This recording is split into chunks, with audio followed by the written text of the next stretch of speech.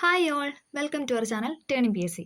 അപ്പോൾ നമ്മൾ ഇന്ന് പഠിക്കാൻ പോകുന്നത് 5ാം ക്ലാസ്സിലെ ഒരു SCRT ചാപ്റ്ററാണ്. 5ാം ക്ലാസ്സിലൊക്കെ നമുക്ക് കുറച്ച് ചാപ്റ്റേഴ്സ് ഇമ്പോർട്ടൻ്റ് ആയിട്ടുള്ളൂ. അപ്പോൾ നമുക്ക് അതിലൊരു ചാപ്റ്റർ പരിചയപ്പെടാം. ചാപ്റ്ററിൻ്റെ പേരാണ് ജനങ്ങൾ ജനങ്ങൾക്ക് വേണ്ടി. ജനങ്ങൾ ജനങ്ങൾക്ക് വേണ്ടി എന്ന ചാപ്റ്ററാണ് നമ്മൾ പഠിക്കാനായിട്ട് പോകുന്നത്. ഓക്കെ, ഫസ്റ്റ് തന്നെ ഒരു ക്വസ്റ്റ്യൻ ആയിട്ടാണ് ഈ ചാപ്റ്റർ തുടങ്ങുന്നത്. നിങ്ങൾ ഗ്രാമസഭയെക്കുറിച്ച് കേട്ടിട്ടുണ്ടോ? ഒരു ഗ്രാമസഭ കൂടുന്ന ചിത്രമാണ് മുകളിൽ കൊടുത്തിരിക്കുന്നത്. ഇത് കണ്ടോ, ഒരു ഗ്രാമസഭ കൂടുന്ന ചിത്രമാണ് മുകളിൽ നൽകിയിരിക്കുന്നത്. നിങ്ങളുടെ നാട്ടിലും ഗ്രാമസഭ കൂടാറില്ലേ? അതിൽ ആരൊക്കെയാണ് പങ്കെടുക്കുന്നതെന്നും എന്തൊക്കെയാണ് അവിടെ ചർച്ച ചെയ്യുന്നതെന്നും കണ്ടെത്താൻ ശ്രമിക്കുക. നമുക്ക് നോക്കാം. വാർഡ് തലത്തിലുള്ള വികസന പ്രവർത്തനങ്ങൾ തീരുമാനിക്കാനുള്ള വേദിയാണ് ഗ്രാമസഭ.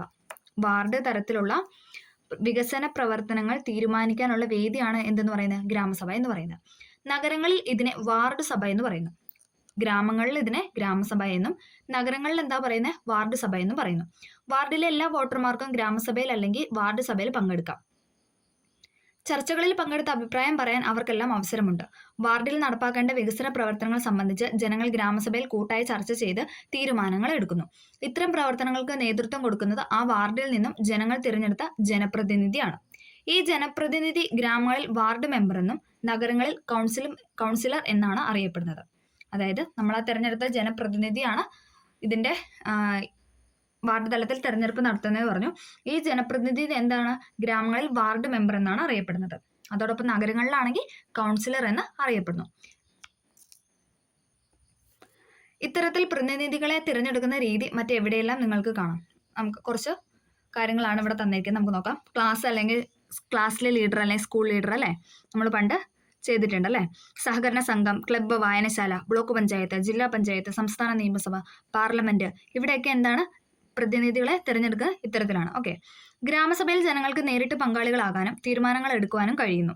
എന്നാൽ സംസ്ഥാന തലത്തിലും ദേശീയ തലത്തിലും കൂട്ടായ തീരുമാനങ്ങൾ എടുക്കുന്ന എന്താണ്? ജനങ്ങൾ തിരഞ്ഞെടുത്ത പ്രതിനിധികളാണ്. ഗ്രാമസഭയിൽ ജനങ്ങൾക്ക് നേരിട്ട് എന്താണ്? നമുക്ക് എല്ലാവർക്കും അല്ലേ നേരിട്ട് പങ്കാളികളാകാനായിട്ട്, പിന്നെ അവിടുത്തെ തീരുമാനം എടുക്കാനായിട്ട് പറയാനായിട്ടും സാധിക്കും. എന്നാൽ സംസ്ഥാന തലത്തിലും ദേശീയ തലത്തിലേക്കൊക്കെ പോയാൽ എന്താണ്? തീരുമാനങ്ങൾ എടുക്കുന്ന ജനങ്ങൾ തിരഞ്ഞെടുത്ത പ്രതിനിധികളാണ്. ഓക്കെ, ജനാധിപത്യ ഭരണം ജനങ്ങളുടെ ആഗ്രഹങ്ങൾക്ക് അനുസൃതമായിരിക്കണം. ഇങ്ങനെ പറഞ്ഞ വ്യക്തിയാണ് മഹാത്മാഗാന്ധി അല്ലേ. ഇമ്പോർട്ടൻ്റ് ആണ്, PYQ ആണ്. ജനാധിപത്യ ഭരണം ജനങ്ങളുടെ ആഗ്രഹങ്ങൾക്ക് അനുസൃതമായിരിക്കണം എന്ന് പറഞ്ഞ വ്യക്തിയാണ് ഗാന്ധിജി എന്ന് പറയുന്നത്. ജനങ്ങൾക്ക് വേണ്ടി ജനങ്ങളാൽ നടത്തുന്ന ജനങ്ങളുടെ ഭരണമാണ് ജനാധിപത്യം. മൊത്തം ഒരു ചായ എഫക്റ്റാ അല്ലേ. ഓക്കെ, ഇങ്ങനെ പറഞ്ഞ വ്യക്തിയാണ് ആരെന്ന് പറയുന്നത്? Abraham Lincoln. ജനങ്ങൾക്ക് വേണ്ടി ജനങ്ങളാൽ നടത്തുന്ന ജനങ്ങളുടെ ഭരണമാണ് ജനാധിപത്യം. ജനങ്ങൾക്ക് വേണ്ടി ജനങ്ങളാൽ നടത്തുന്ന ജനങ്ങളുടെ ഭരണമാണ് ജനാധിപത്യം എന്ന് പറഞ്ഞ വ്യക്തിയാണ് ആരെന്ന് പറയുന്നത്? Abraham Lincoln. അപ്പോൾ ഈ രണ്ട് കോട്ടും ഇമ്പോർട്ടൻ്റ് ആണ്. ജനാധിപത്യം ഭരണം ജനങ്ങളുടെ ആഗ്രഹങ്ങൾക്ക് അനുസൃതമായിരിക്കണം എന്ന് പറഞ്ഞത് ഗാന്ധിജിയും, ജനങ്ങൾക്ക് വേണ്ടി ജനങ്ങളാൽ നടത്തുന്ന ജനങ്ങളുടെ ഭരണമാണ് ജനാധിപത്യം എന്ന് പറഞ്ഞത് എബ്രഹാം ലിങ്കണുമാണ്. ഓക്കെ, ആഗോള ആദരവ് പിടിച്ചുപറ്റുന്ന ഏക ഭരണ സംവിധാനം ജനാധിപത്യമാണ്. ഇങ്ങനെ അഭിപ്രായപ്പെട്ടതാണ് അമർത്യാസെൻ. ആഗോള ആദരവ് പിടിച്ചുപറ്റുന്ന ഏക ഭരണ സംവിധാനം ജനാധിപത്യമാണെന്ന് പറഞ്ഞ വ്യക്തിയാണ് അമർത്യാസെൻ. ജനാധിപത്യത്തിന്റെ പല സവിശേഷതകളും ജനാധിപത്യത്തെക്കുറിച്ചുള്ള മഹാന്മാരുടെ അഭിപ്രായങ്ങളും നമ്മൾ പഠിച്ചു. എന്താണ് ജനാധിപത്യം എന്ന് നോക്കാം. ജനാധിപത്യം എന്ന അർത്ഥം വരുന്ന ഡെമോക്രസി എന്ന ഇംഗ്ലീഷ് പദം ഡെമോക്രാറ്റിയ എന്ന ഗ്രീക്ക് പദത്തിൽ നിന്ന് ഉത്ഭവിച്ചതാണ്. ജനാധിപത്യം എന്ന അർത്ഥം വരുന്ന ഡെമോക്രസി ഒരു ഇംഗ്ലീഷ് പദമാണ്. പക്ഷെ അത് എവിടുന്ന വന്നതെന്ന് ചോദിച്ചാൽ ഗ്രീക്ക് പദമായ ഡെമോക്രാറ്റിയ എന്ന പദത്തിൽ നിന്നാണ് ഉത്ഭവിച്ചത്. ജനം എന്നർത്ഥമുള്ള ഡെമോസ്, ശക്തി അഥവാ അധികാരം എന്നർത്ഥമുള്ള ക്രാറ്റസ് എന്നീ ഗ്രീക്ക് പദം ചേർന്നാണ് എന്തുണ്ടായത്? ഡെമോക്രാറ്റിയ എന്ന ഗ്രീക്ക് പദം ഉണ്ടായത്. അതിൽ നിന്ന് ഇംഗ്ലീഷ് പദമായ ഡെമോക്രസി വന്നു. അതാണ് ജനാധിപത്യം എന്ന് പറയുന്നത്. പ്രത്യക്ഷ ജനാധിപത്യം, പരോക്ഷ ജനാധിപത്യം. പ്രത്യക്ഷ ജനാധിപത്യത്തിൽ പ്രധാന തീരുമാനങ്ങൾ ജനങ്ങൾ നേരിട്ടെടുക്കുന്നു. സംസ്ഥാന നിയമസഭ, പാർലമെന്റ് എന്നിവിടങ്ങളിൽ തീരുമാനങ്ങൾ എടുക്കുന്ന ജനങ്ങൾ നേരിട്ടല്ല. സംസ്ഥാന നിയമസഭയിലും പാർലമെന്റിലും ഒക്കെ നമ്മളാണോ തീരുമാനം എടുക്കുന്നത്? അല്ല അല്ലേ.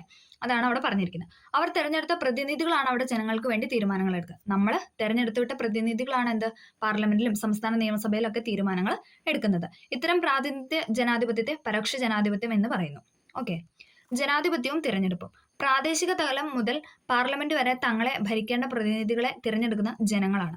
പ്രാദേശിക തലം മുതൽ പാർലമെന്റ് വരെ നമ്മളെ ഭരിക്കേണ്ട പ്രതിനിധികളെ ആര് തന്നെയാണ് തിരഞ്ഞെടുക്കുന്നത്? നമ്മൾ ഓരോരുത്തരുമാണ് അല്ലെ. സാർവത്രിക പ്രായപൂർത്തി വോട്ടവകാശത്തിന്റെ അടിസ്ഥാനത്തിലാണ് തിരഞ്ഞെടുപ്പ് നടത്തുന്നത്. 18 വയസ്സ് പൂർത്തിയായ എല്ലാ ഇന്ത്യൻ പൗരന്മാർക്കും വോട്ടവകാശം നൽകിയിട്ടുണ്ട്. ഇങ്ങനെ പ്രാദേശിക ഭരണകൂടങ്ങളിലേക്കും നിയമസഭകളിലേക്കും ലോക്സഭയിലേക്കുമുള്ള പ്രതിനിധികളെ ജനങ്ങൾ വോട്ട് ചെയ്താണ് തിരഞ്ഞെടുക്കുന്നത്. തിരഞ്ഞെടുപ്പ് ജനാധിപത്യത്തിന്റെ അടിസ്ഥാന സവിശേഷതകളിൽ ഒന്നാണ്. ഓക്കെ, ഇനി തെരഞ്ഞെടുപ്പ് ഘട്ടങ്ങളാണ് പറയുന്നത്. തെരഞ്ഞെടുപ്പ് തെരഞ്ഞെടുപ്പിന്റെ ഭാഗമായി സ്കൂൾ ജനാധിപത്യ വേദി നിങ്ങളുടെ ക്ലാസ്സിലും ലീഡറെ തിരഞ്ഞെടുത്തിട്ടുണ്ടാവല്ലോ. അപ്പോൾ അതിൽ ചെറിയൊരു ഇത് തന്നേക്കണം, നമുക്ക് നോക്കാം. തിരഞ്ഞെടുപ്പ് ഘട്ടങ്ങൾ. തിരഞ്ഞെടുപ്പ് വിജ്ഞാപനം പുറപ്പെടുവിക്കുന്നു, നാമനിർദ്ദേശ പത്രിക സമർപ്പിക്കുന്നു, നാമനിർദ്ദേശ പത്രികയുടെ സൂക്ഷ്മ പരിശോധന നടത്തുന്നു, നാമനിർദ്ദേശ പത്രിക പിൻവലിക്കുന്നു, വോട്ടെടുപ്പ്, വോട്ടെണ്ണലും ഫലപ്രഖ്യാപനം. ഇതൊക്കെ ആരാണ് നടത്തുന്നത്? തെരഞ്ഞെടുപ്പ് സമിതിയാണ് നടത്തുന്നത്. തെരഞ്ഞെടുപ്പ് ഘട്ടങ്ങളാണ് നമ്മൾ പറഞ്ഞത്. തെരഞ്ഞെടുപ്പ് വിജ്ഞാപനം പുറപ്പെടുവിക്കുന്നു, നാമനിർദ്ദേശ പത്രിക സമർപ്പിക്കുന്നു, നാമനിർദ്ദേശ പത്രികയുടെ സൂക്ഷ്മ പരിശോധന നടത്തുന്നു, ഇനി നാമനിർദ്ദേശ പത്രിക പിൻവലിക്കുന്ന ഒക്കെ ചെയ്യുന്നു, വോട്ടെടുപ്പ്, വോട്ടെണ്ണലും ഫലപ്രഖ്യാപനം. ഓക്കെ. ജനാധിപത്യത്തിന്റെ നിലനിൽപ്പിന് ആവശ്യമായ ഘടകങ്ങൾ. ജനാധിപത്യത്തിന് നിലനിൽപ്പിന് ആവശ്യമായ ഘടകങ്ങൾ. ഫസ്റ്റ് വൺ, നിയമവാഴ്ച. ആദ്യത്തെ പോയിന്റ് എന്ന് പറയുന്നത് നിയമവാഴ്ച. എല്ലാവരും നിയമത്തിന് മുന്നിൽ തുല്യരാണ്. നിയമങ്ങൾ അനുസരിക്കാൻ എല്ലാവർക്കും ബാധ്യതയുണ്ട്. ആരും നിയമത്തിന് അതീതരല്ല. നിയമവാഴ്ചയുടെ പ്രാധാന്യം വളരെ ലളിതമായ ഒരു ഉദാഹരണത്തിലൂടെ നമുക്ക് മനസ്സിലാക്കാം. റോഡിലൂടെ അലക്ഷ്യമായി വാഹനം ഓടിച്ചാൽ എന്ത് സംഭവിക്കും? അതിന്റെ പ്രത്യാഘാതങ്ങൾ ചർച്ച ചെയ്യും. വാഹനങ്ങളുടെ സഞ്ചാരം സുഗമവും സുരക്ഷിതവുമാക്കുകയാണ് ട്രാഫിക് നിയമങ്ങളുടെ ലക്ഷ്യം. ഇത്തരത്തിലുള്ള വിവിധ നിയമങ്ങൾ കണ്ടെത്തി അവ എങ്ങനെ ജനങ്ങളുടെ ജീവിതം മെച്ചപ്പെടുത്താൻ ഉപയുക്തമാക്കുന്നു എന്ന് വിലയിരുത്തുക. അടുത്താണ് അവകാശങ്ങൾ. നമ്മൾ നിയമവാഴ്ചയെ പറ്റിയാണ് പറയുന്നത്. നിയമവാഴ്ച എന്ന് പറഞ്ഞാൽ എന്താണ്? എല്ലാവരും നിയമത്തിന് മുന്നിൽ തുല്യരാണ്. എളുപ്പമുള്ള ചാപ്റ്റർ ആയതുകൊണ്ടാണ് കേട്ടോ ഞാൻ ഇങ്ങനെ വായിച്ചു വിടുന്നത്. അപ്പം എല്ലാവർക്കും ക്ലിയർ ആണെന്ന് പ്രതീക്ഷിക്കുന്നു.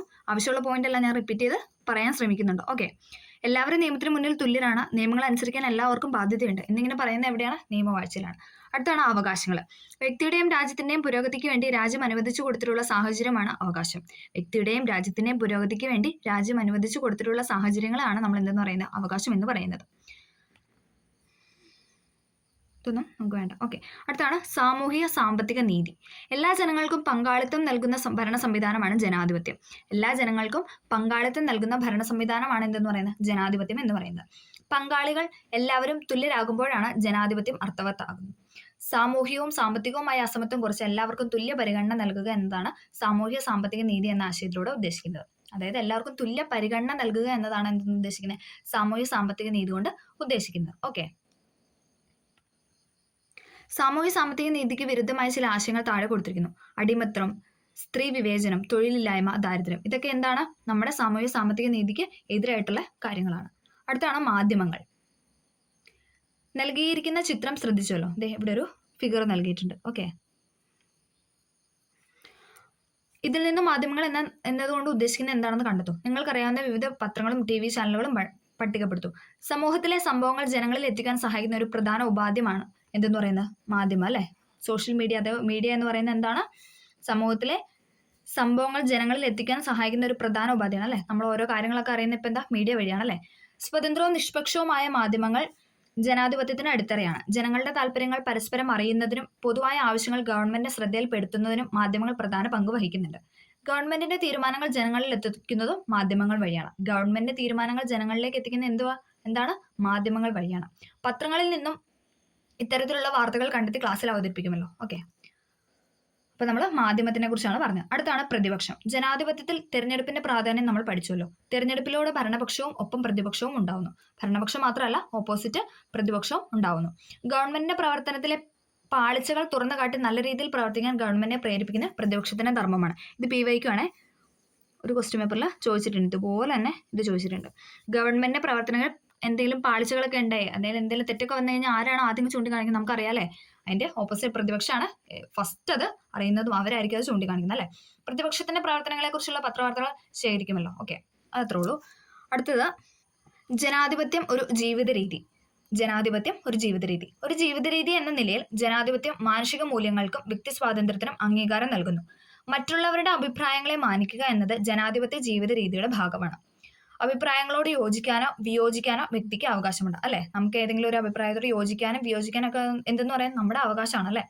കൂട്ടായ തീരുമാനങ്ങൾ എടുക്കാൻ കഴിയുമ്പോൾ ജനാധിപത്യം അർത്ഥപൂർണ്ണമാകുന്നു. വീട്, സ്കൂള്, സമൂഹം തുടങ്ങി ജീവിതത്തിന്റെ എല്ലാ മേഖലകളിലും ജനാധിപത്യത്തെ ഒരു ജീവിത രീതി എന്ന നിലയിൽ ഉൾക്കൊണ്ട് പ്രവർത്തിക്കാൻ സാധിക്കണം. അപ്പൊ നമ്മൾ ഈ ചാപ്റ്ററിലെ മെയിൻ പോയിന്റ്സ് എല്ലാം എടുത്ത് പറഞ്ഞിട്ടുണ്ട്. അപ്പൊ അതിൽ പഠിക്കേണ്ട ആദ്യം തന്നെ ആ 2 കോട്ട. ജനാധിപത്യ ഭരണം ജനങ്ങളുടെ ആഗ്രഹങ്ങൾക്ക് അനുസൃതമായിരിക്കണമെന്ന് ഗാന്ധിജി പറഞ്ഞ കൂട്ടും. ജനങ്ങൾക്ക് വേണ്ടി ജനങ്ങളാൽ നടത്തുന്ന ജനങ്ങളുടെ ഭരണമാണ് ജനാധിപത്യം. രണ്ടാമത്തെ പോയിന്റ്. ആഗോള ആദരവ് പിടിച്ചുപറ്റുന്ന ഏക ഭരണ സംവിധാനം ജനാധിപത്യമാണെന്ന് അമർത്യ സെൻ പറഞ്ഞു ഇതും അതായിരുന്നു മെയിൻ പോയിന്റ് എന്ന് പറയുന്നത്. പിന്നെ ജനാധിപത്യം എന്താണെന്ന് നമ്മൾ പറഞ്ഞു. പിന്നെ പ്രത്യക്ഷ ജനാധിപത്യവും പരോക്ഷ ജനാധിപത്യവും എന്താണെന്ന് പറഞ്ഞു. പിന്നെ തിരഞ്ഞെടുപ്പിനെ കുറിച്ച് സംസാരിച്ചു. പിന്നെ നമ്മൾ തെരഞ്ഞെടുപ്പിൻ്റെ ഓരോ ഘട്ടങ്ങൾ പറഞ്ഞു. വിജ്ഞാപനം പുറപ്പെടുവിക്കുന്നു, നാമനിർദ്ദേശ പത്രിക സമർപ്പിക്കുന്നു, നിർദ്ദേശ പത്രികയുടെ സൂക്ഷ്മ പരിശോധന, നാമനിർദ്ദേശ പത്രിക പിൻവലിക്കൽ, വോട്ടെടുപ്പ്, വോട്ടെണ്ണലും ഫലപ്രഖ്യാപനം. ഓക്കെ. പിന്നെ നമ്മൾ നിയമവാഴ്ച, അവകാശം, പിന്നെ മീഡിയ അഥവാ മാധ്യമം, പിന്നെ സാമൂഹ്യ സാമ്പത്തിക രീതി, ഇതിനെക്കുറിച്ചൊക്കെയായിരുന്നു നമ്മൾ പറഞ്ഞ പ്രതിപക്ഷം. ഇത്രയായിരുന്നു നമ്മൾ ഈ ചാപ്റ്ററിനകത്ത് പറഞ്ഞത്. ഇമ്പോർട്ടൻ്റ് ആയ പോയിന്റ് എല്ലാം പറഞ്ഞിട്ടുണ്ട്. അപ്പോൾ ഈ ക്ലാസ് കുറച്ചേ ഉള്ളൂ, കാരണം 5ാം ക്ലാസ്സിലെ ചാപ്റ്റർ ആയതുകൊണ്ട് വളരെ കുറച്ചേ നമുക്ക് പഠിക്കാനായിട്ടുള്ളൂ. അപ്പോൾ എല്ലാവർക്കും ഇഷ്ടപ്പെട്ടു എന്ന് വിചാരിക്കുന്നു. ഇഷ്ടപ്പെട്ടാൽ ലൈക്ക് ചെയ്ത് സപ്പോർട്ട് ചെയ്യുക. Okay, thank